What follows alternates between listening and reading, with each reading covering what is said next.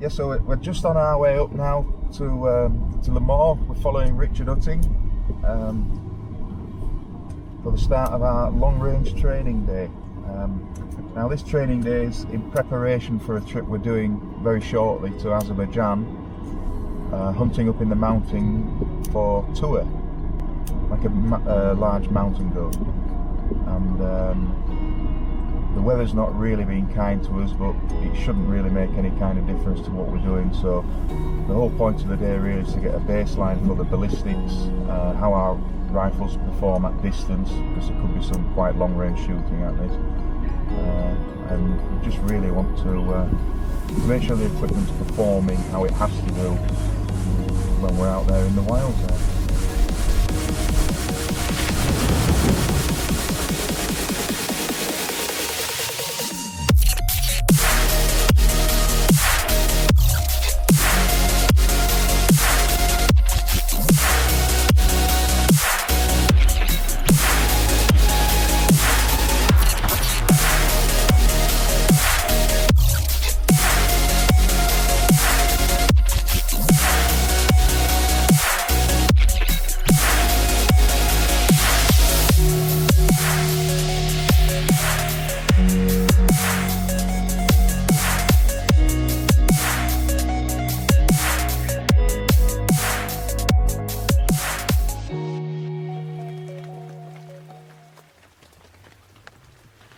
The thickness of the air, altitude, all of this makes very little difference to the bullet.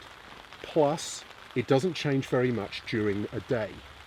If you go from weather like today to a desert, it will make some difference at 1,000 yards, but you're not going to. You're here today, your next shot's going to be here. The only difference is the rain stopping or the fog reducing a little. You're not getting these fundamental shifts. Likewise, if you go from the bottom of a mountain to the top, very, very little difference.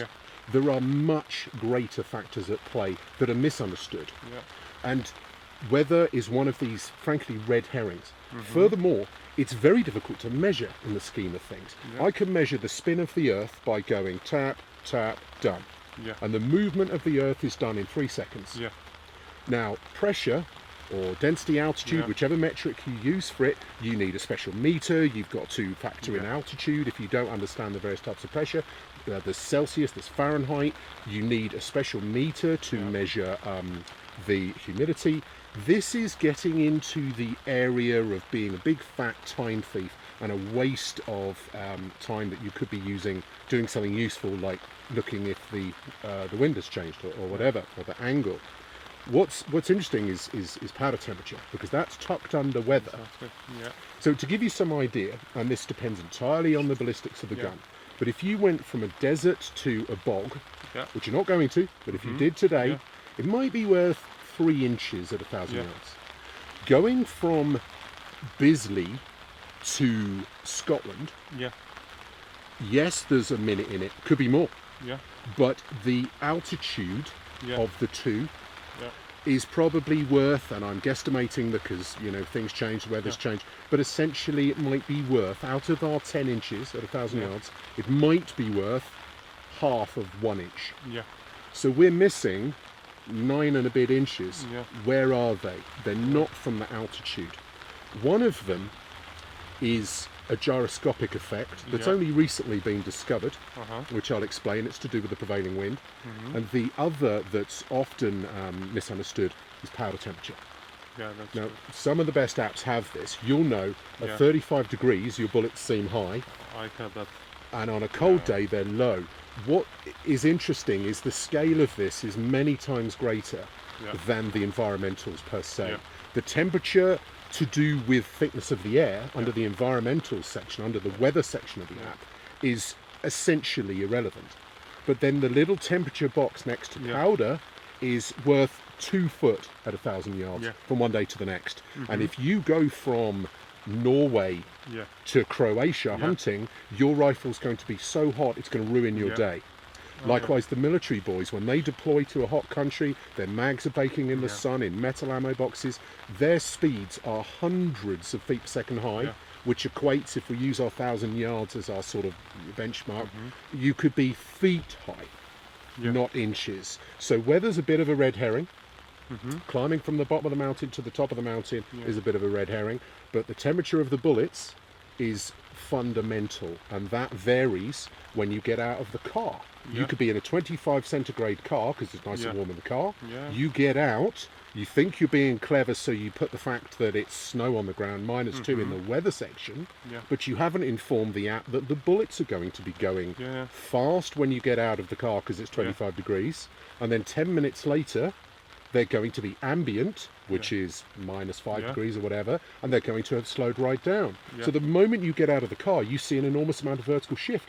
You start doubting your scope, and your clients on your trips are saying, well, I think my scope's had a knock. I need to go loud. I need to start shooting all these stones to get on target. I need to go in zero. And that day is ruined because of powder temperature. And these people may have put in the weather, but it's just not relevant. No, it's not. It's the powder temperature. And the other thing in our foot that's missing, or 10 inches, or minute, whatever, between one range and another, from one day to the next, is aerodynamic jump, which is only supported in the latest apps. You have to put in your spin, you have to put the length of the bullet in, you have to be conscientious in filling all this stuff in. A lot of people are lazy here. And what then happens is the bullet is spinning to the right, and that depends entirely on the twist rate. It depends hundreds of % on the twist rate and the speed of the bullet and the length of the bullet. Off it goes to the right, and you get spin drift, which people have started to understand in the last few years. This propensity to go to the right by a certain amount. Now, that's one of the well-known gyroscopic effects, and that, to give you some perspective, at 500 yards, it might be... There we go, I've got a very slippery gun in here. There are obviously other cartridges that would be less, that would be different, but if we look here, we've got about an inch of spin to the right. That means that you misjudge a right wind because you're cutting into it. So what you think is a 15-mile-an-hour wind isn't. So your calls from that point are flawed. A left wind, it exacerbates because it's also going to the right. So you underestimate that wind, overestimate it. That can be a problem. When you get out to 1,200 yards, which isn't, a mile, you've got 10 inches of spin now. So you're looking at nearly a minute of right drift.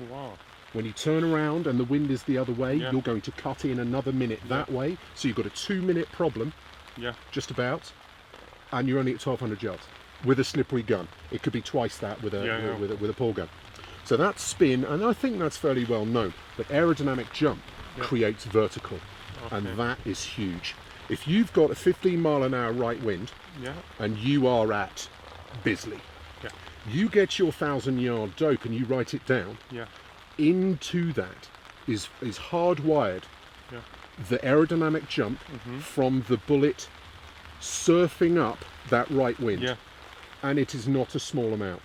If we look at our minute from one range to another, it could be that and then some, easy. Depends on the wind and the prevailing direction. But if you got your dope at Bisley in a 15-mile-an-hour right, you drove to Blair Atholl in Scotland and you think, oh, it's the altitude. It's not the altitude. If you've got a prevailing left wind, you could have won or lost 2 minutes just like that, just from the bullet surfing up or pushing down the wind coming in. I equate it in layman's terms to a surfer being like this on a board and the wind coming in, like a wave, which is very much how the wind is. Now imagine, to cut up, he would lean back, twist in, lift the nose, and that's what happens when the bullet weather vanes through the air. The bullet does not get pushed sideways. It does get pushed sideways, but what happens is it slightly, like a ship at anchor, weather vanes and shows its nose. Not a lot, because it's got a lot of go forward on it, but it will weather vane and then it will surf up. And this at 1,200 yards is worth, again, very slippery gun. It could be rather different, but you're talking about vertical deflection of getting on for a minute. 9 inches at 1,200 yards, so 3/4 of a minute. You turn round and the wind is the other way and you're going to be 9 inches low. You have got an 18-inch problem. Now as you go round the clock, This varies with the angle of the wind and the speed of the wind. The figure I just gave you is only in a 15-mile-an-hour wind. If you've got a 25-mile-an-hour wind, you are not going to be able to hit a 1-minute target with a perfect shot. That's with your speed sorted, your BC sorted, your ballistics all in order, and a perfect shot and a perfect call for the wind. You're going to miss by 10 inches of spin if your app doesn't support it and you haven't put it in correctly. You're going to miss 9 inches low for that, for the AJ. And that's just there. When you move around, it infinitely varies. So you've got no chance of hitting this 1-minute target unless you've got these ballistics squared away and your app switched on and all of that. Brilliant. It's really interesting, isn't it? But you've also got the spin of the earth. This is another thing that's locked into people's zeros when they go from one range to another.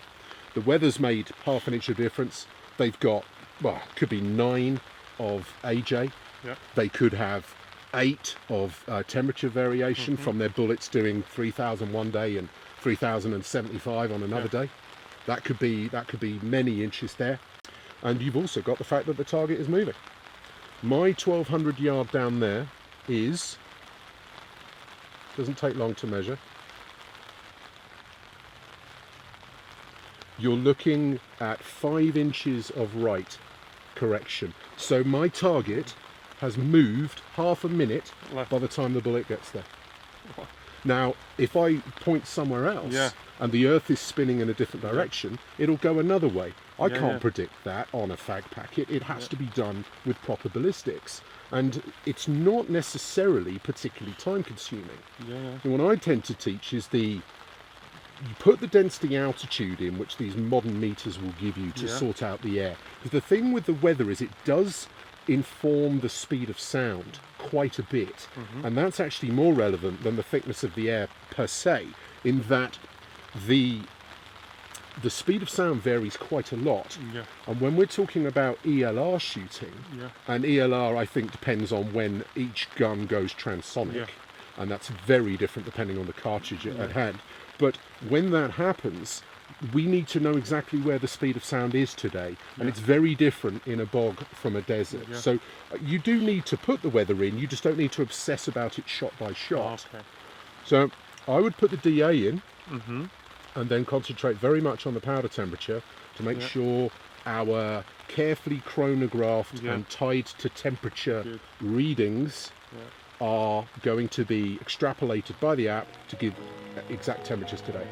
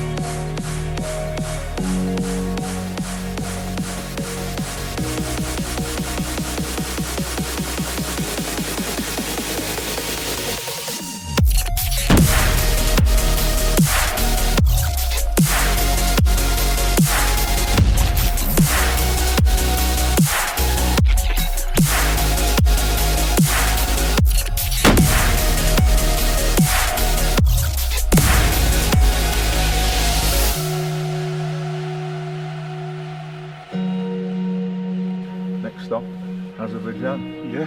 What do you reckon? I'm ready. Can't wait. I mean, the thing with a day like today is, it's even though the conditions have been horrible, there's no other word for it, is there? The only time it stopped raining is when we started packing up. But, that's true.